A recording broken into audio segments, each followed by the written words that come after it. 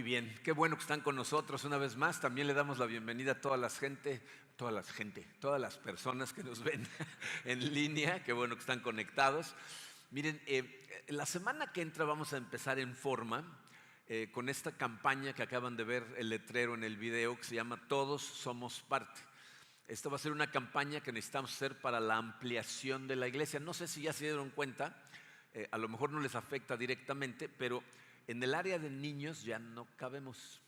Nuestros niños, nuestros jóvenes necesitan ampliación y aquí vamos a necesitar también poder aumentar unas pocas de sillas. ¿Okay? Tenemos planes al respecto, se los vamos a mostrar a través de las siguientes semanas, pero también queremos mostrarles la manera en que todos podemos participar. Esto es algo muy emocionante, estamos muy emocionados con esto. Si estás aquí por primera vez o eres de reciente ingreso a nuestra iglesia, quiero que sepas que esta serie que vamos a iniciar va a ser ligeramente diferente a lo que normalmente hacemos. Aquí en Comunidad de Fe estudiamos siempre la palabra de Dios. En algunas series lo hacemos de forma exegética, es decir, vamos versículo por versículo. Otras son series temáticas, como la que acaba de terminar Emilio la semana pasada. Y en esta serie realmente no vamos a hacer algo diferente, vamos a estudiar la palabra de Dios de forma muy práctica, pero enfocada a un objetivo en particular, que es la ampliación. El día de hoy lo que quiero hacer es preparar nuestros corazones para esta campaña. Porque evidentemente para poder participar en esta campaña, para poder ampliar a nuestra iglesia, vamos a necesitar hacer un sacrificio todos juntos para poder cumplir con la visión que tiene esta iglesia. Y para tener éxito necesitamos la participación de toda la iglesia. Por eso titulamos esta campaña Todos Somos Parte. Pero para poder hacer eso, tu esperanza necesita estar puesta en el lugar correcto. Y por eso el día de hoy vamos a analizar en dónde está puesta tu esperanza. ¿Okay? Vamos a ponernos en manos de Dios y vamos a analizarlo. Padre, te damos gracias por tu amor, Señor, ese amor que nos mostraste tomando la iniciativa de restaurar nuestra relación contigo al enviar a tu Hijo Jesucristo. Y te damos gracias, Padre, porque tu plan siempre fue formar a tu familia aquí en esta tierra y aquí en Comunidad de Fe has formado una que es maravillosa, que es rara encontrar familia como la que se ha formado aquí y te damos gracias, Señor.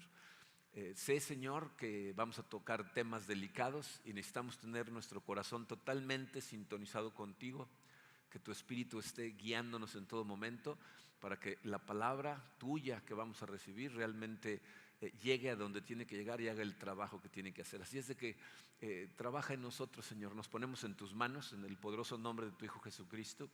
Amén. Miren, como lo hemos hablado en más de una ocasión, todos los seres humanos perseguimos de forma natural un objetivo, a lo mejor sin darnos cuenta. Todos queremos ser felices. Entonces, todas las cosas que tú haces o las que dejas de hacer están motivadas por ese objetivo. Lo que confunde a mucha gente es cómo se logra eso, ¿no? ¿Qué tengo que hacer para ser feliz? ¿Cómo logro ese objetivo? La manera en la que tú contestas la pregunta ¿cómo puedo ser feliz? Es lo que te hace diferente a otras personas, porque la gente lo persigue de diferente manera. Pero a juzgar por la evidencia en nuestra sociedad, la gente ha llegado a la conclusión de que para ser feliz necesita tener riquezas. La felicidad es un concepto un poco abstracto y entonces pensamos que perseguir riquezas nos va de alguna manera a producir felicidad. Eso tiene efectos secundarios muy profundos y nos causa problemas.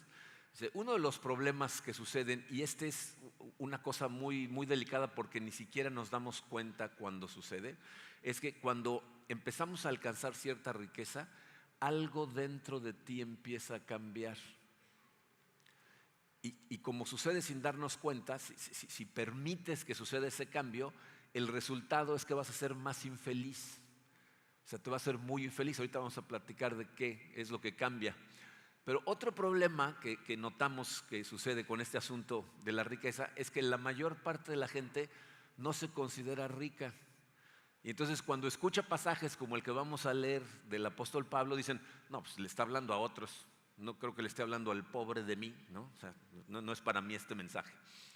Yo quiero que sepan que como sus pastores, nosotros oramos consistentemente por todos ustedes Y le pedimos a Dios que los prospere en todas las dimensiones de su vida, que crezcan espiritualmente, ¿verdad? Que tengan relaciones humanas sanas, que físicamente tengan salud, y le pedimos que los prospere económicamente. Es algo que le pedimos a Dios, que realmente sean prósperos. Y por si se diera el caso que Dios conteste mis oraciones y los haga muy prósperos, ¿ok? O que de repente el Espíritu Santo te abra los ojos y te des cuenta de la riqueza con la que cuentas. Entonces, dice, yo le pido a Dios que el estudio de este pasaje te ayude. Porque el pasaje que vamos a estudiar nos enseña primero que generar riquezas no es algo negativo, ¿no? Hay gente que piensa que el dinero es malo, ¿no? Vemos lo que le hace al corazón de mucha gente y entonces concluimos con que el dinero es malo. Pero el apóstol Pablo va a decir, no, generar riquezas no es malo. Pero también nos va a enseñar que podemos ser felices con o sin ellas. Pero aparte, si tú eres una de esas personas que ha generado mucha riqueza aquí en el mundo, este pasaje nos va a enseñar cómo poder ser buenos ricos. Porque el problema que hay en este mundo es que hay muchos muy ricos que no saben cómo ser buenos ricos, y por eso tenemos las desigualdades que hay en el mundo. Esta parte del mensaje nos va a enseñar cuál es la clave que desata la generosidad en el corazón de la gente, lo que te permite realmente ser generoso y ayudar a otras personas y contribuir con cosas como la campaña de la que vamos a hablar, sin importar cuánta riqueza tengas.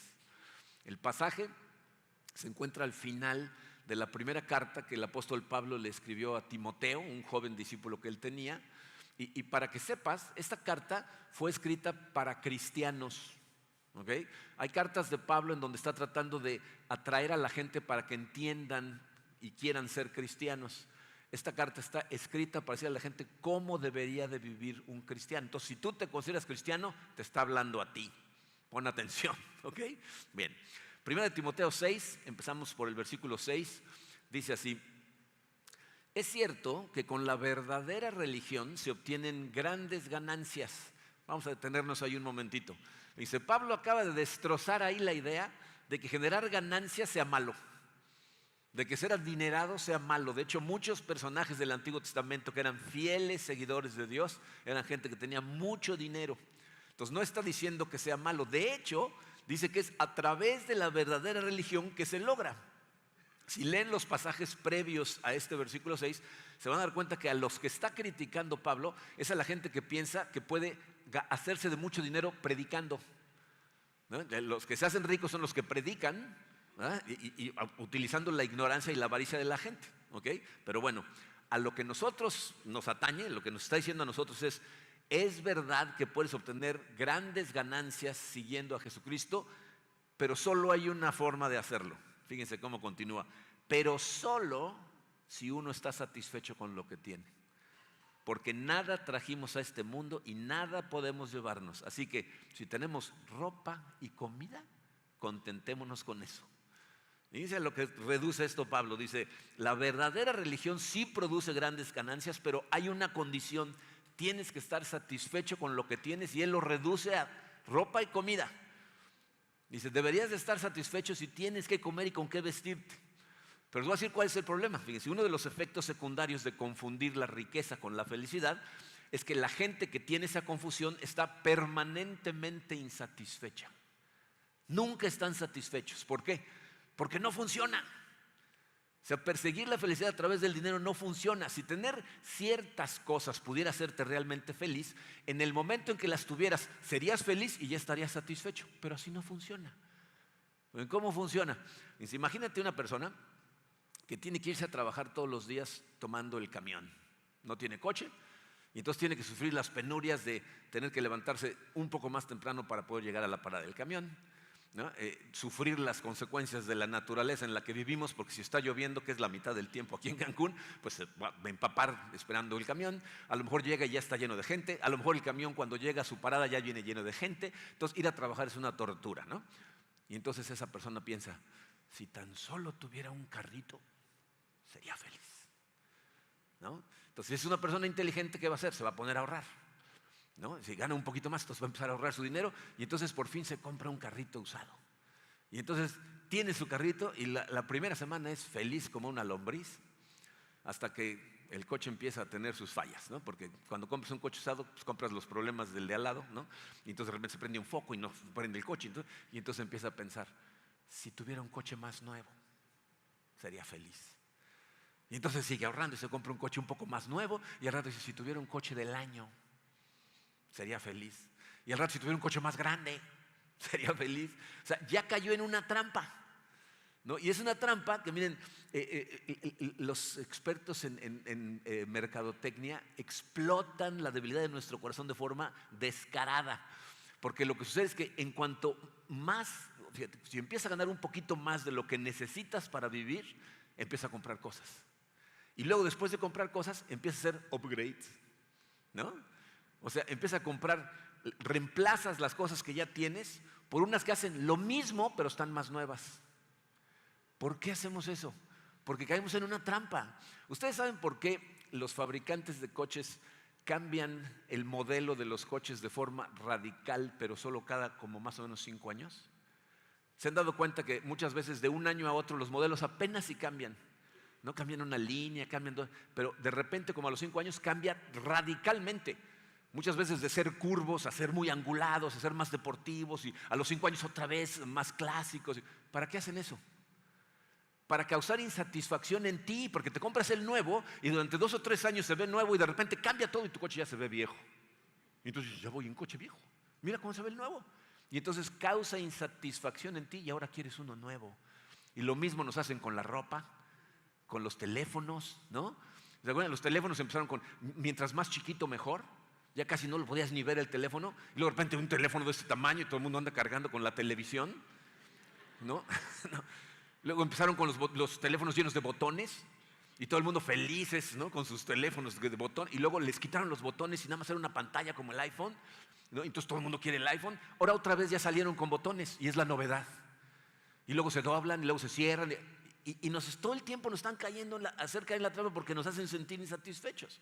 Ahora, yo sé que ustedes son gente muy inteligente y no caen en esas tonterías, pero por si las dudas, ¿verdad? Pablo nos dice, ¿qué sucede cuando caemos en esa trampa? Continúa en el versículo 9, dice, los que quieren enriquecerse caen en la tentación y se vuelven esclavos de sus muchos deseos. Estos afanes insensatos y dañinos hunden a la gente en la ruina y en la destrucción, porque el amor al dinero es la raíz de toda clase de males. Por codiciarlo algunos se han desviado de la fe y se han causado muchísimos sinsabores. Pablo está diciendo, si tú utilizas la acumulación de las riquezas como un método para encontrar felicidad, te vas a convertir en un esclavo de esa persecución. O sea, vas a estar esclavizado. Y a muchas personas eso las lleva a la ruina, porque empiezan a querer vivir por encima de sus posibilidades. Es decir, gastas más de lo que ganas. Te endeudas por tener cosas que piensas que te van a hacer feliz y al rato ya no puedes con las deudas. Pero no nada más dice a la ruina, dice y a la destrucción. Y piensa, aquí Pablo no está hablando de la destrucción de tu casa, está hablando de la destrucción de cosas más importantes.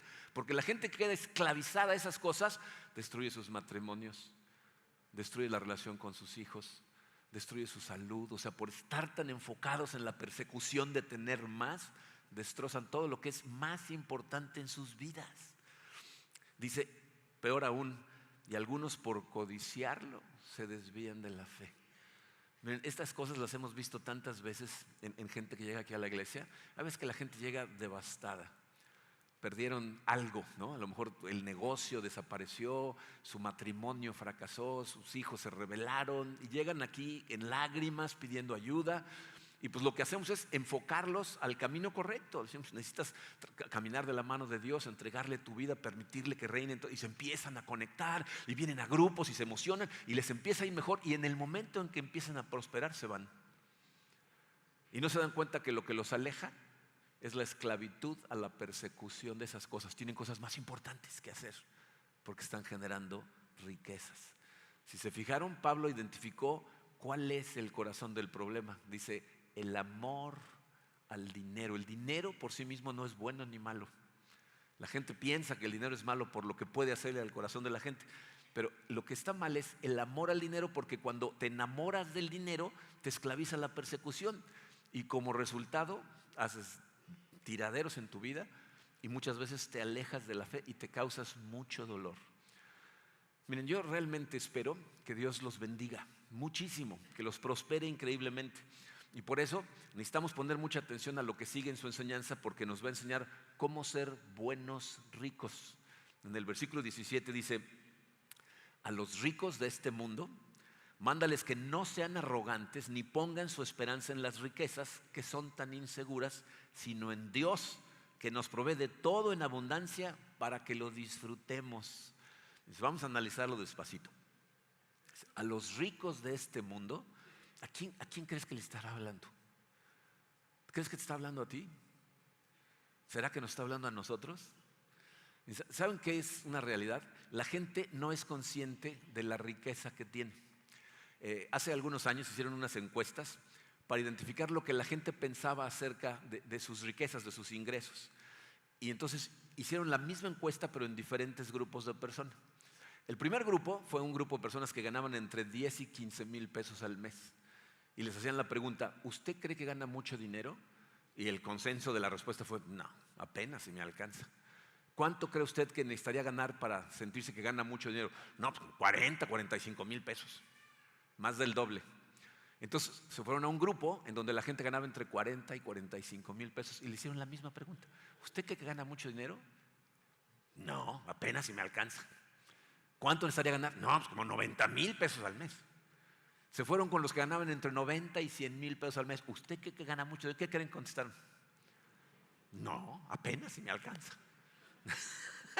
Mientras más sube tu nivel de ingresos, rápidamente subes tu nivel de gastos. Y apenas si te alcanza. Entonces no es suficiente dinero. Y todos se referían a casi el doble. Entonces, ¿cuánto es necesario para sentirte que eres rico y que estás tranquilo y que no tienes problemas económicos?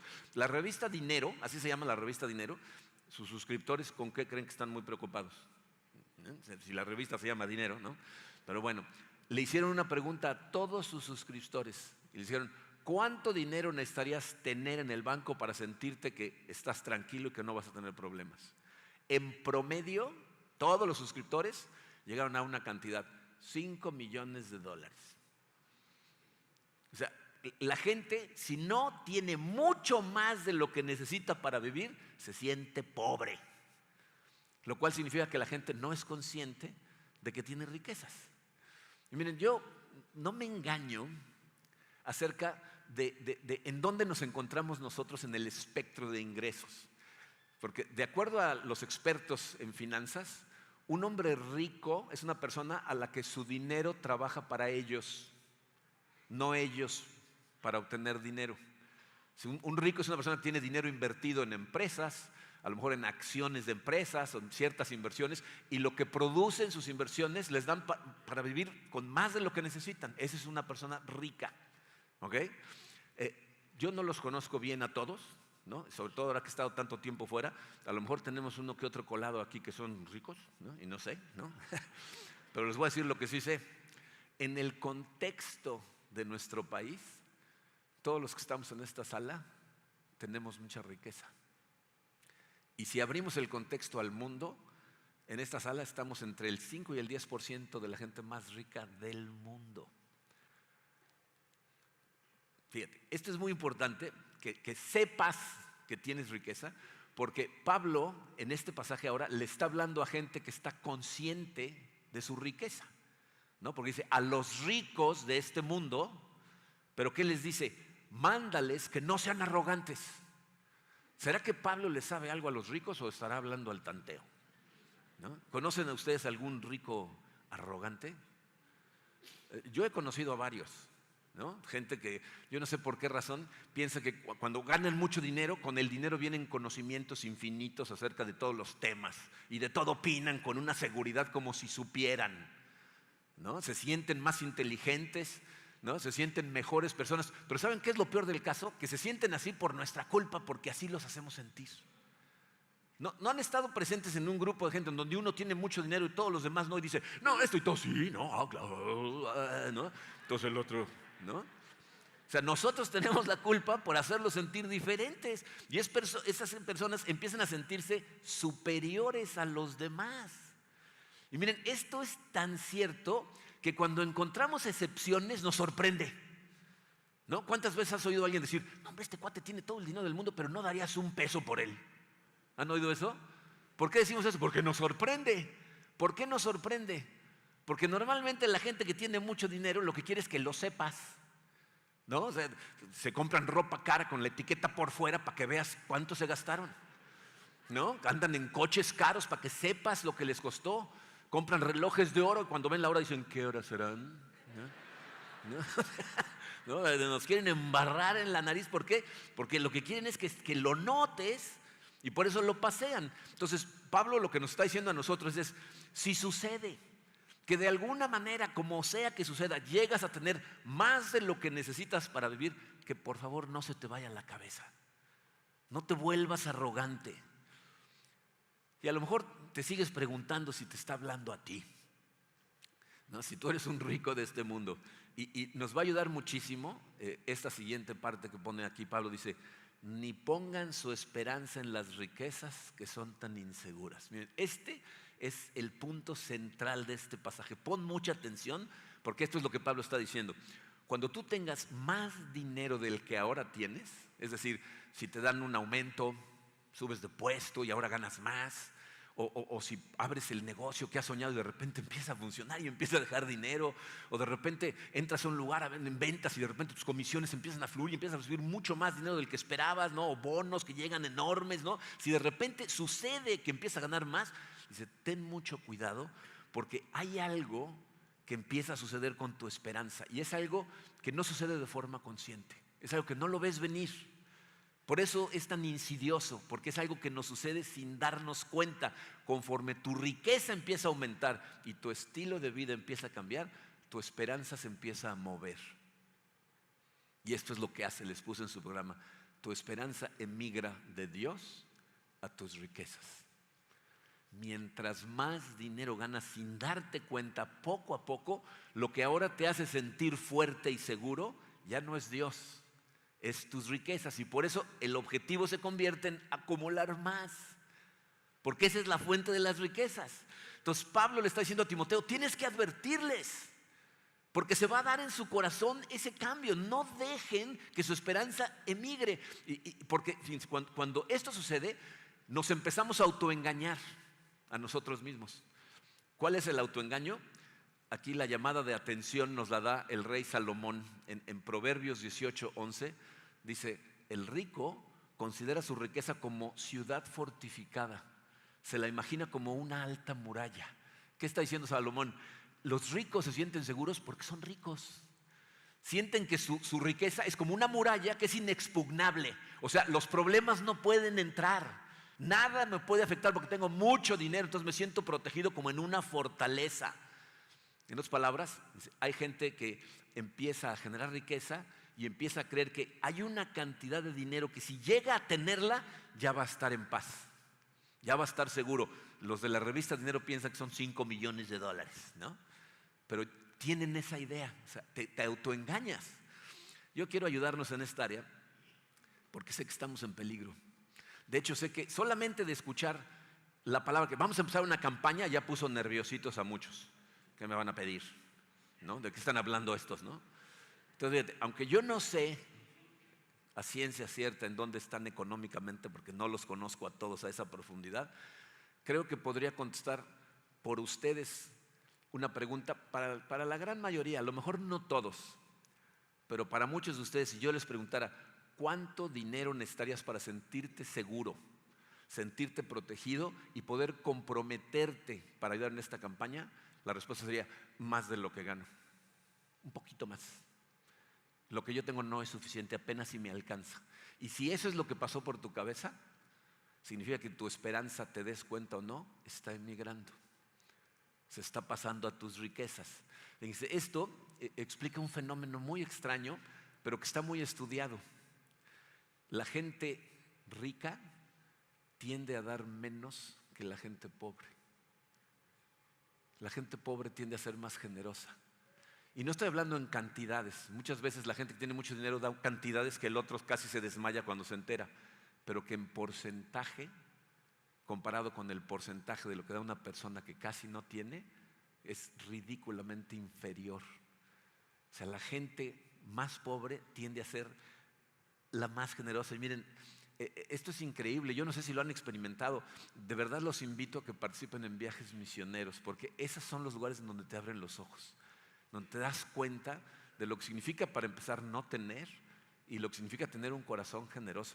Mi esposa Karina, nuestra hija Katrina y yo hemos tenido oportunidad de ir a muchos viajes misioneros, gracias a Dios, pero tuvimos la oportunidad de ir a uno que fue una cosa que para mí fue impactante y transformadora. Fuimos en un viaje misionero a Burundi, es un país en el centro de África. Nuestra iglesia, Comunidad de Fe en Houston, tiene más de 12 años trabajando con una comunidad allá. Burundi es el país más pobre del continente más pobre del mundo. Y dentro de Burundi hay 3 tribus. ¿Ya? La tribu más pobre es la tribu de los Batwa. Entonces, la tribu más pobre en el país más pobre del continente más pobre del mundo. Esa pobreza poca gente la comprende. Cuando nosotros encontramos a los Batwa por primera vez, esa gente comía un día sí, 3 días no. 2 de cada 10 niños que nacían llegaban a los 5 años de edad. O sea, 8 niños se morían literalmente de hambre antes de cumplir 5 años de edad. Pobreza extrema. Nuestra iglesia llegó, los conocimos, les prometimos que les íbamos a ayudar, invertimos en un terreno enorme, en unas montañas que son muy fértiles, y les hicimos un préstamo. Les dijimos, se los vamos a prestar, pónganse a trabajar la tierra. Y empezaron a cosechar la tierra, empezaron a hacer ladrillos, empezaron a hacer guarachos, empezaron a trabajar. En 2 años pagaron su préstamo. Nosotros fuimos a visitarlos cuando llevaban 5 años trabajando. Y entonces tenían toda la montaña sembrada. ¿Y saben por qué eran felices? Porque podían comer diario. Decía, ahora somos ricos. Tenemos mansiones. Se habían construido casitas que eran 1 cuarto por persona. El baño era público afuera. Y estas personas comen de lo que producen, vegetales. Pero cuando llegan visitas, matan a un animal y les dan carne, que ellos no comen, pero lo mejor que tienen se lo dan a sus visitantes. O sea, la gente más pobre del mundo, la más generosa que yo había visto en mi vida, ¿no? Entonces, ¿sabes por qué esa gente no pone su confianza en las riquezas? Porque no tienen y saben que de ahí no funciona. Y entonces la ponen en Dios, porque Él es el que provee. El rico cuya esperanza ha emigrado a la riqueza, mientras más tiene, menos da. Porque pues, si su esperanza está puesta en su riqueza, ¿cómo la va a dar? Y entonces se aferran a ella y tiende a ser gente tan vacía, porque lo único que tiene es su riqueza, que en realidad no vale nada. O sea, a lo mejor te empiezas a dar cuenta de una cosa extraña, que no te sientes rico, pero aún así tu esperanza ha emigrado y está puesta en la riqueza, porque es algo que sucede sin darnos cuenta. Por eso Dios nos previene tantas veces. Pablo continúa esa misma frase diciendo, no pongan su esperanza en las riquezas que son tan inseguras, sino en Dios. Y miren, esta es la cosa más extraña, porque cuando nosotros predicamos estas cosas, decimos, deja de confiar en las riquezas, confía en Dios, ayúdanos a la iglesia, ahí es cuando la gente inmediatamente se pone a la defensiva. Si estás viniendo desde hace muy poco tiempo, ¿okay? La verdad es que hablamos poco del dinero, pero te tocó el sermón del dinero, ni modo, ¿okay? No hablamos mucho de esto, pero la gente se pregunta, ¿por qué los pastores siempre terminan hablando de dinero al final? No es lo que hacemos aquí, como pueden atestiguar muchos de los presentes, pero te voy a decir por qué lo hacemos. Tiene su razón de ser. Jesucristo, si tú escuchas todas sus enseñanzas, habló más acerca de la importancia de manejar correctamente tus riquezas que del cielo o del infierno. Y tiene su razón de ser. Te voy a decir cuál es esa razón. Les puse esto en su programa. La competencia más grande que tiene Dios por tu corazón es el dinero. O sea, Dios está tratando de ganar tu corazón. Eso es lo que Él quiere. Dios no necesita tu dinero. Él te lo dio. Tú necesitas dárselo porque lo que quiere es tu corazón. Y lo que compite principalmente contra Dios es el dinero, no Satanás. Esa no es la competencia. O sea, nadie va a salir de aquí el día de hoy pensando, ¿tendrá la razón? ¿No? ¿Seguiré a Dios o a Satanás? ¿Qué haré? ¿No? O sea, ¿no? ¿Qué celebraré? ¿No? ¿Pascua o Halloween? ¿No? O sea, esa no es la disyuntiva para la gente. La disyuntiva es, ¿voy a seguir confiando en mis riquezas o voy a confiar en Dios? Esa no es la batalla. Jesucristo nos dijo cuál es la batalla. En Mateo 6:21 dice, porque donde esté tu tesoro, ahí estará también tu corazón. En lo que inviertas tu tesoro, tu corazón lo persigue. Ahí está puesto tu corazón. Dios dice, yo quiero tu corazón. Invierte en el reino de Dios y vas a ver cómo tu corazón lo persigue. Eso es lo que tu corazón va a querer con más ganas, lo va a seguir. Pero si escoges la riqueza, te voy a decir lo que sucede. Dice tu programa, cuando tu esperanza emigra, la riqueza se convierte en tu Dios. Ese es el engaño y la esclavitud. ¿Qué es tu Dios? Tu Dios es lo que te da seguridad. Tu Dios es a donde acudes cuando estás en problemas. Tu Dios es lo que te ayuda a tomar todas tus decisiones. Entonces, si tu esperanza está puesta en tus riquezas, todas tus decisiones están basadas en cómo afecta esto mis riquezas, mis ingresos, mis recursos. Todo lo decides en base a eso. Y les repito, es algo que pasa y ni cuenta te das cuándo pasó, porque pasa poco a poco. Por eso tantas advertencias. Jesucristo nos dice en Mateo 6:24, no puedes servir a dos señores. No se puede servir a la vez a Dios y a las riquezas.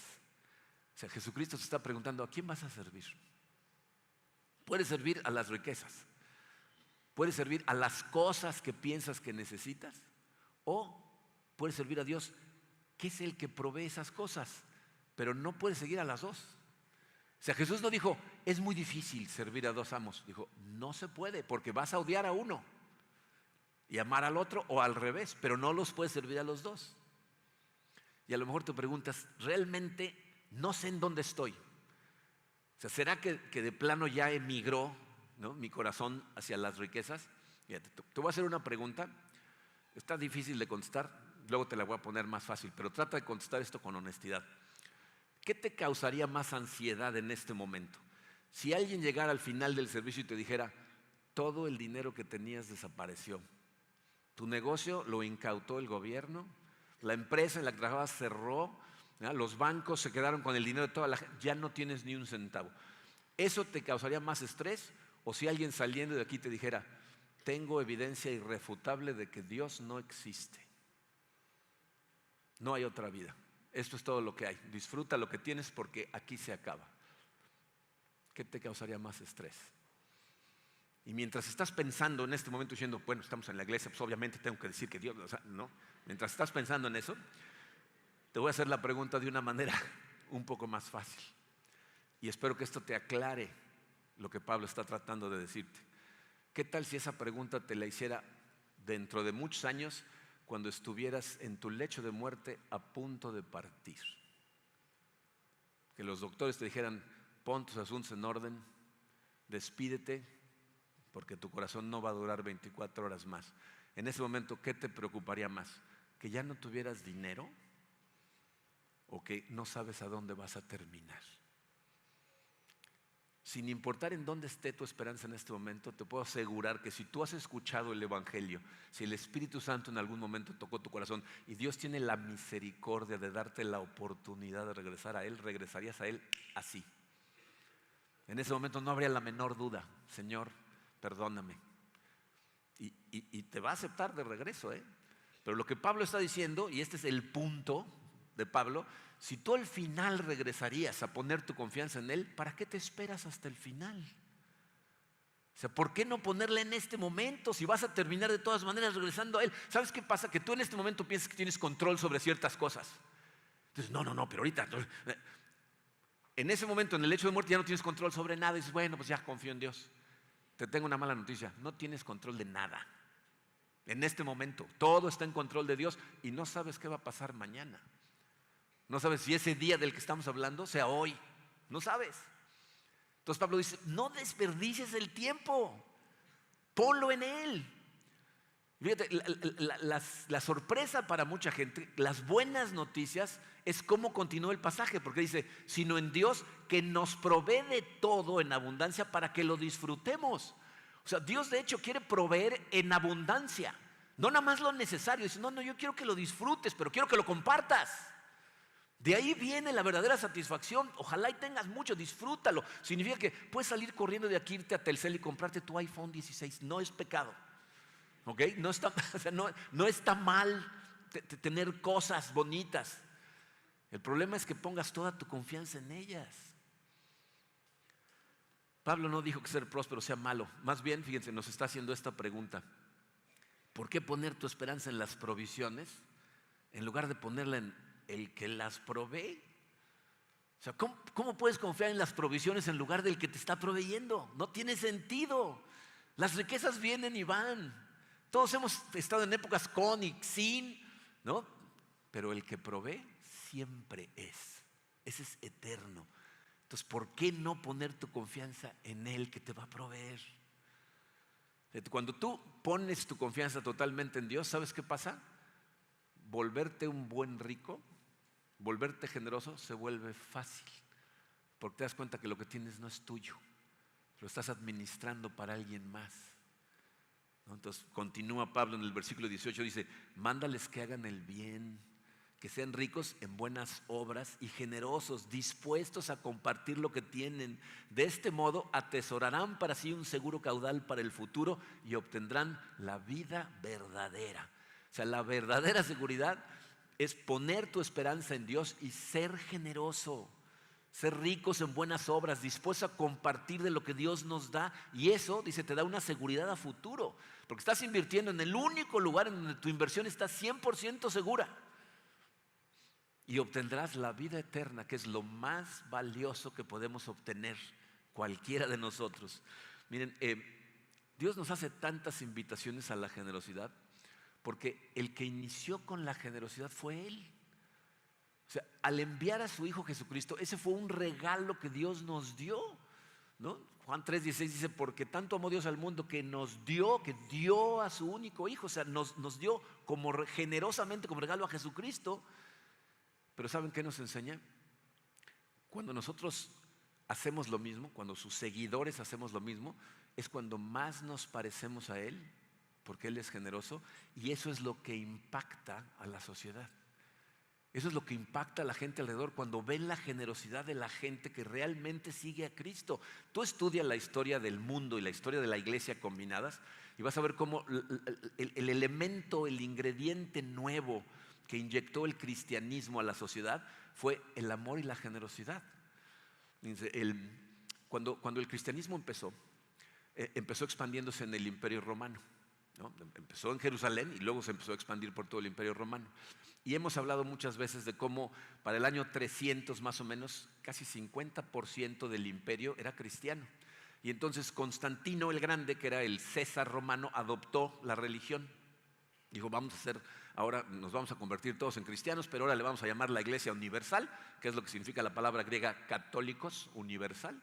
Y entonces tomó a la iglesia y se convirtió en un poder la iglesia.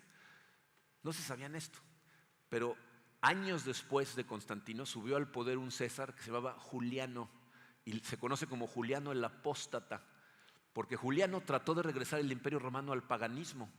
¿Okay? Trató de usar toda su fuerza y a su ejército para regresarlos al paganismo, pero el imperio lo rechazó. ¿Saben por qué? Porque antes de que Juliano subiera al poder, pegó en Roma una de las plagas más terribles en la historia de esa época. Murieron millones de personas. Nada más en Roma se considera que murieron como 5 millones de personas, o sea, en el Imperio Romano. Pero ¿saben qué sucedía? No saben a ciencia cierta qué era la plaga. No había la ciencia para identificar cuál fue la enfermedad, pero era muy contagiosa. Y entonces los romanos en la ciudad de Roma y en el imperio en general, cuando se enfermaban sus familiares, los abandonaban. Se iban de sus casas, se salían porque era contagioso. Y los que iban por los enfermos y se los llevaban y los cuidaban eran los cristianos. Hay una carta de Dionisio en donde le escribe al emperador y le dice: es que estos cristianos no nada más cuidan a sus pobres y a sus enfermos, también cuidan a los nuestros. Entonces esa gente, muchos cristianos se murieron infectados tratando de sanar a otros romanos, pero los que fueron cuidados y sanaron adoptaron el cristianismo. Y cuando Juliano quiso regresar el imperio al paganismo, todos dijeron: por ningún motivo, esto es real. Esta gente es realmente generosa y amorosa, y eso fue lo que hizo que el cristianismo siguiera expandiéndose. Ahí es cuando se ve el amor de Dios en acción. Nuestra intención como iglesia, se los hemos dicho muchas veces, siempre ha sido impactar a Cancún. Familias transformadas por el Espíritu Santo para crear aquí una comunidad dentro de esta comunidad que sea sana, pero que crezca. Y de la única manera que podemos hacer eso es si crecemos espiritualmente nosotros y si somos buenos administradores de nuestra riqueza. Entonces tenemos que ser generosos. Ya lo fuimos en el pasado, ¿eh? Tú a lo mejor no experimentaste el milagro que hizo Dios a través de la generosidad de esta iglesia si llegaste cuando el edificio ya estaba construido. Pero durante 16 años esta iglesia funcionó sin edificio. Y un grupo de familias hicieron el sacrificio que ahora todos somos beneficiarios de él porque aquí estamos dentro de este edificio. Pues ahora necesitamos ampliarlo. Les vamos a hablar más del proyecto. Ahorita al final les digo un poquito más de cosas, pero para lograrlo necesitamos de todos y obviamente tu esperanza tiene que estar puesta en Dios, porque si no, no vas a poder, vas a estar aferrado a lo que tengas. Por eso, miren, hoy vamos a hacer algo que nunca hacemos, ¿eh? Esto lo hemos hecho una sola vez nada más en toda la historia de la iglesia, que estamos a punto de cumplir 23 años. Así es que si eres nuevo no creas que hacemos esto cada semana. Pero hoy les voy a dar una frase y la vamos a repetir todos en voz alta. Aunque no la creas, ya has dicho mentiras antes, puedes decir otra mentira el día de hoy, ¿ok? Esto no tiene que ver con si eres rico o no, sino en cómo te comportas con tu riqueza. La voy a leer yo y luego la vamos a decir todos juntos, ¿ok? La frase dice: no voy a poner mi confianza en la riqueza, sino en Dios que provee en abundancia. ¿Están listos? 1, 2, 3. No voy a poner mi confianza en la riqueza, sino en Dios que provee en abundancia. Bueno, ahora la vamos a repetir con actitud, ¿ok? Cuando lleguemos a la palabra riqueza, la vamos a decir de forma despectiva, la riqueza. Pero cuando lleguemos a Dios, lo vamos a decir con poder, ¿ok? ¿Listos? 1, 2, 3. No voy a poner mi confianza en la riqueza, sino en Dios que provee en abundancia. Miren, estas cosas cambian el corazón de la gente. Escribe eso en papelitos, pon uno en el refrigerador, pon uno en el espejo del baño, no en el retrovisor, te vas a matar, ¿ok? Y cada vez que veas el letrero, repítelo con convicción: no voy a poner mi fe en las riquezas, sino en Dios que provee en abundancia. Tienes que ser honesto contigo y analizar lo que hemos hablado y preguntarte: ¿será que mi esperanza había estado cambiando? ¿Será que nada más de hablar de estas cosas mi corazón empieza a sentirse tenso? Mira, quiero decirte esto para terminar. Un día vas a estar a punto de irte a la presencia del Señor. Y si Dios tiene misericordia de ti ese día, si no lo habías hecho, te va a dar la oportunidad de regresar a Él. Y te puedo decir con toda tranquilidad, si regresas a Él te recibe, ¿eh? Te ama y te recibe. Pero te voy a decir lo que no va a hacer. No te va a permitir viajar en el tiempo hacia el pasado hasta este día para arreglar todos los tiraderos que vas a hacer de aquí hasta ese día. Porque si tu confianza está puesta en las riquezas, vas a desaprovechar una cantidad de oportunidades que Dios te ha dado para disfrutar tu matrimonio, para disfrutar a tus hijos, para disfrutar tu vida, de tu vida espiritual, para disfrutar relaciones profundas con hombres o con mujeres de acuerdo al sexo que seas, para tantas cosas que las vas a desaprovechar. Y vas a llegar ese día y te va a decir: bienvenido de regreso, pero todo lo que desaprovechaste ya lo desaprovechaste. Si al final de todas maneras vas a regresar a Él, ¿por qué no haces ese cambio hoy?